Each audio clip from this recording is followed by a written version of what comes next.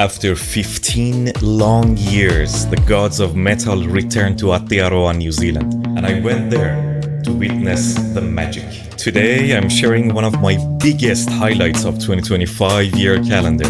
A story that spans 20 years, 2 continents, 2 hemispheres, and a very, very brave subwoofer. This is the story that how I found the 4 horsemen Metallica. I'm Amir, this is Saffron Station, and this is the Metallica Experience.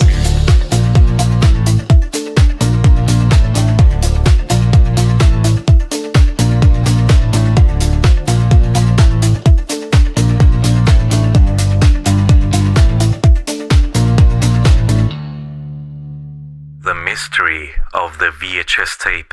My story begins in the early 2000s. Maybe when I was 14, 15 years old. Back then, when entertainment came on those, chunky plastic brick-like tapes that we used to call VHS, it was very common that if there was some empty space left at the end of the VHS tape, the distributors used to fill it with music videos. One day, when the credits rolled on a movie, I witnessed something that I had never seen before. I saw 4 musicians who were playing hard and loud on a swing. The visual and the performance on that music video remained in my mind like a memory. It was unlike anything that I'd seen before. The way it was filmed, the raw energy, and that lady, Marianne Faithfull, God bless her, singing those haunting lines at the end. My blood was pumping, but towards the end, somehow I found it very soothing.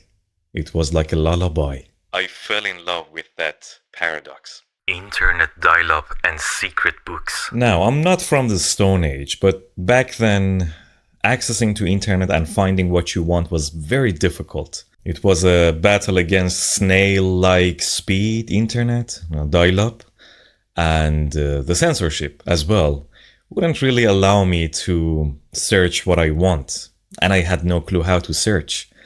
I just knew the name of the band, Metallica. A few weeks later, a friend of mine came to my house and we'd play a couple of music videos. One of those music videos, I found the faces very familiar, but much younger. They had long hair, mustache. They were playing a song that it was very soothing again. It started so peacefully before rushing into hard rock. I was hooked enough to search this time properly for their other performances, music videos, and I found their music very entertaining and very captivating. I remember that I went to a library and I found this book that had all James Hetfield poems translated into Persian, and that's when I realized that their music is not just about the bass, the riffs, the guitars, and the shouting. These lyrics had serious depth.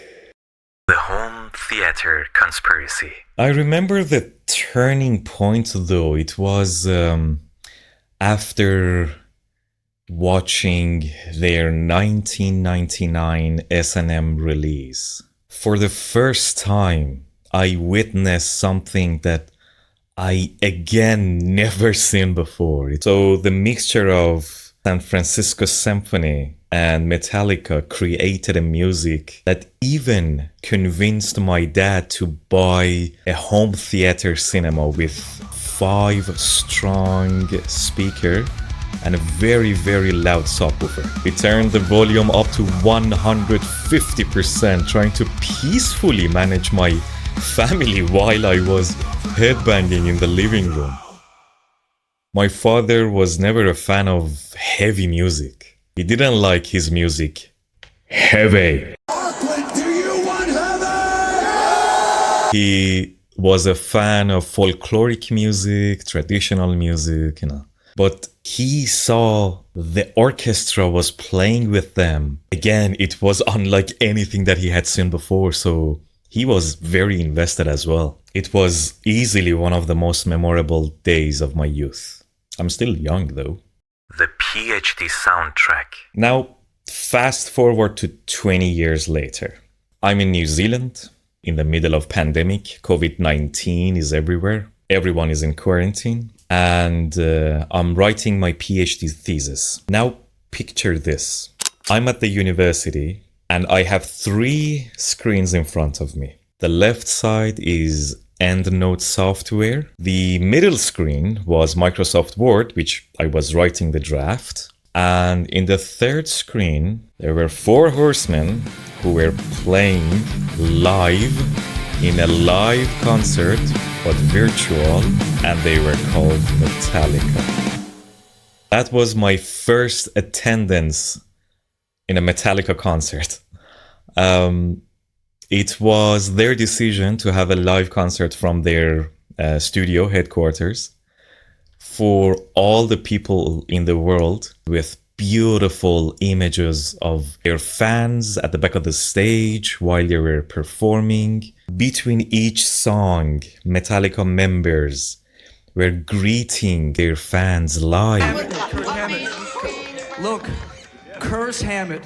Hey, there you Curse go, Hammett Curse. is right Curse there. and miniature Curse. Waving away, Curse Hammett. Curse right right. there. Next generation right there. That was the day that I Must be his first show. figured that the bond between this group and their fans is just more than a relationship between a fan and a music band. It's like a family. Ryan Festival shirt, I think. right. And yeah, got riff. Good to see you guys. Yeah. Poland in the house, right? Yeah. Yeah. We love you guys. We miss you. We miss you too. We miss you too. I felt like I'm part of the Metallica family. I made a promise to myself. If they ever came to New Zealand, I'll be there. The Mount Eden Miracle. 2019 was the year that they supposed to come to New Zealand, but it got cancelled. However, when they actually confirmed they will return to New Zealand after 15 years, that was one of the best news I've ever heard in a long time. I was like, okay, I'm waiting for my salary to charge my bank account and I'll buy the ticket over the weekend. When I went to buy the ticket, it was sold out. I remember that I was refreshing this Ticketmaster website every day in order to see that if any excess or any available seats will be announced. None. Finally, it happened just a month before their arrival to Aotearoa, New Zealand. The ticket popped up and I snatched it straight away. The magic at Mount Eden. When the day of the concert finally arrived, I didn't just get ready. I underwent a ritual. I had my Metallica shirt prepped and went to the barber to get my hair cut exactly right. I was ready 2 hours before I even had to leave the house.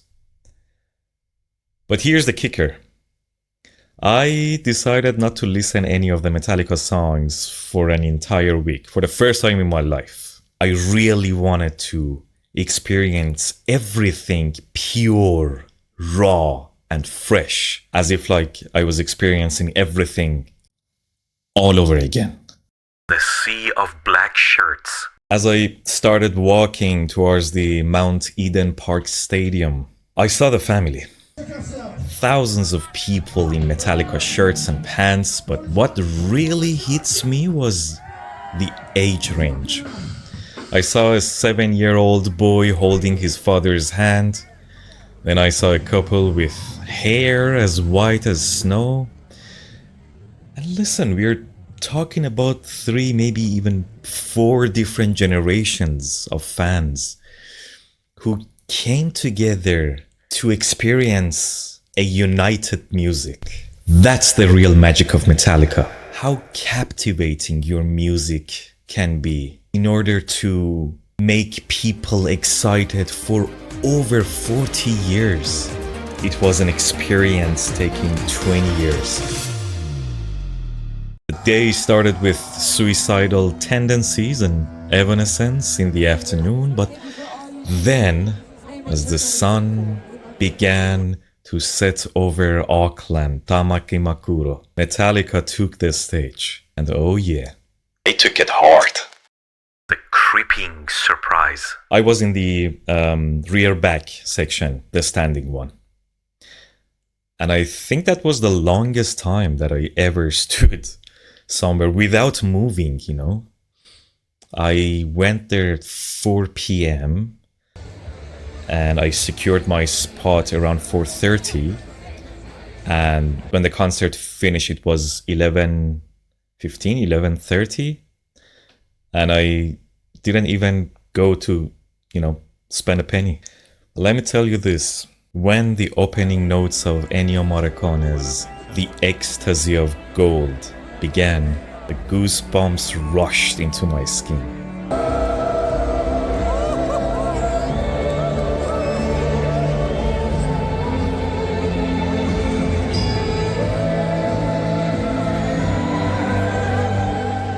They came out swinging heavy, because Metallica likes it heavy, baby. They opened with Creeping Death. Suddenly I was transported back to the footage that I saw from their live show in Moscow in 1991. The one with over 1 million people. It reminded me that music can move you even before you understand the lyrics. When James commanded the crowd to shout "Die" as one, the energy was bone-shaking.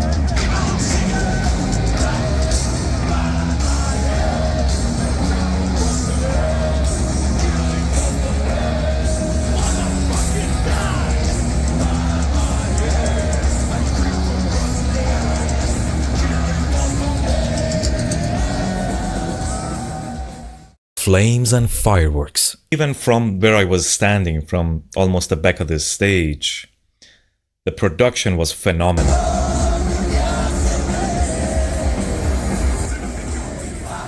Could actually feel the heat from the pyrotechnic flames on the stage hitting my face. Everyone around me was headbanging, forgotten in the music. In a crowd of thousands of people, and I think there were like 50,000 audience. Everyone had checked their life's problems at the door for a few hours of pure fun and, of course, adrenaline.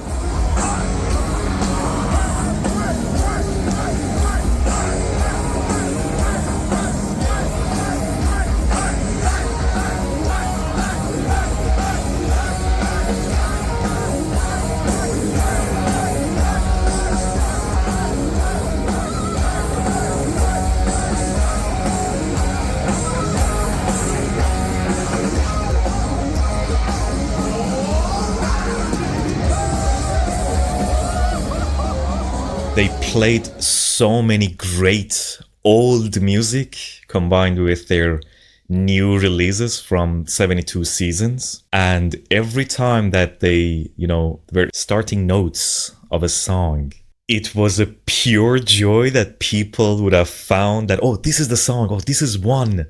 This is Enter Sandman. This is Seek and Destroy. This is Nothing Else Matters. This is The Day That Never Comes.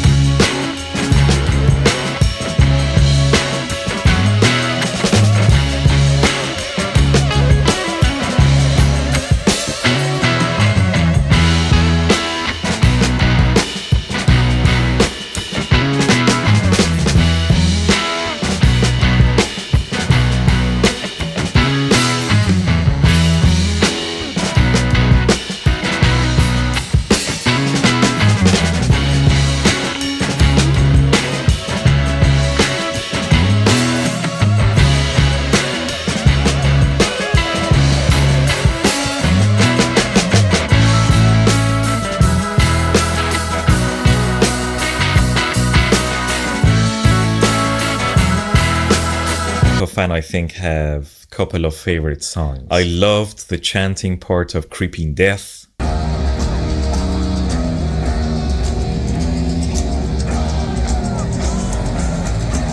Little stars in the stadium, you know, the phones, when Nothing Else Matters was...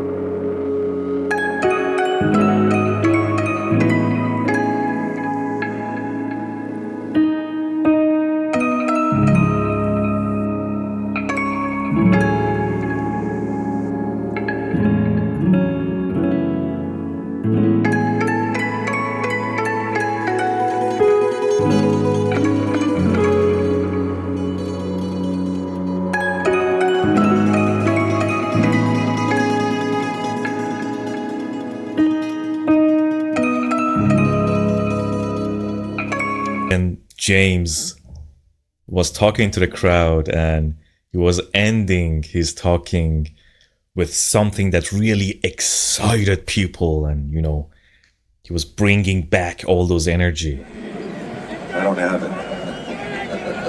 It lives inside me. It does. So here's the beautiful part. I just say one word and then things happen. Let's see how it works here in Auckland. Seek!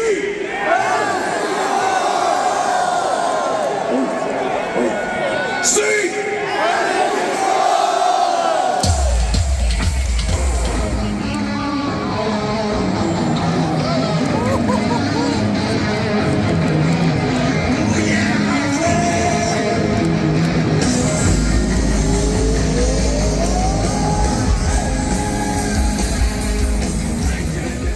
The night was ended in an explosion of fireworks.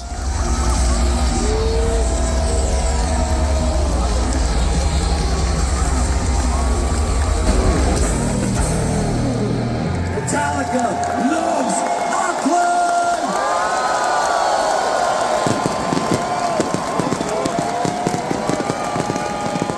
But there was one last iconic surprise.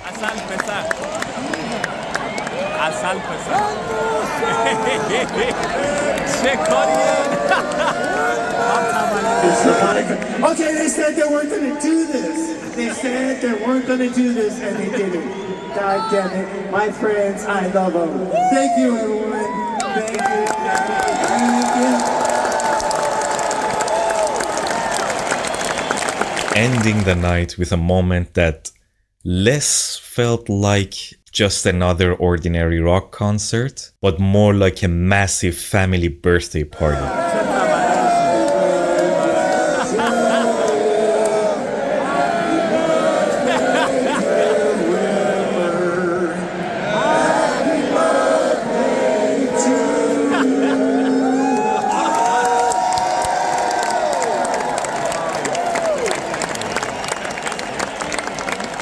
And as the last echoes of the fireworks were hitting the stands of Mount Eden Park Stadium and the house lights turned on fully, I realized that I wasn't just coming out of this concert. I was walking out of a time machine. For a lifetime fan, a Metallica show isn't just about the music and headbanging. It's about every time you leaned on those songs when life got heavy. It's about the friends you've made, the miles you've driven, and the way James, Lars, Kirk, and Rob have provided the literal soundtrack to my life. Those lyrics, ranging from dealing with pain, addiction, injustice, power, being unforgiven, yet finding a way through, they are our shared language. Thank you for joining me to this deep dive into one of my biggest highlights of the 2025. If you were there at the concert, please comment below. Where were you? And if you had never experienced Metallica before and that was your first concert, let's share our memories together. This is Saffron Station. I'm sharing what interests to me, to you, and I am enjoying sharing what I learn and what I experience. And I'm looking forward to connect with you over my social medias. You can see the handle down here. If you enjoyed this video, like it and comment what's your favorite Metallica song. Until the next time, stay heavy, stay vigilant, stay strong. See you in the next station. Cheers.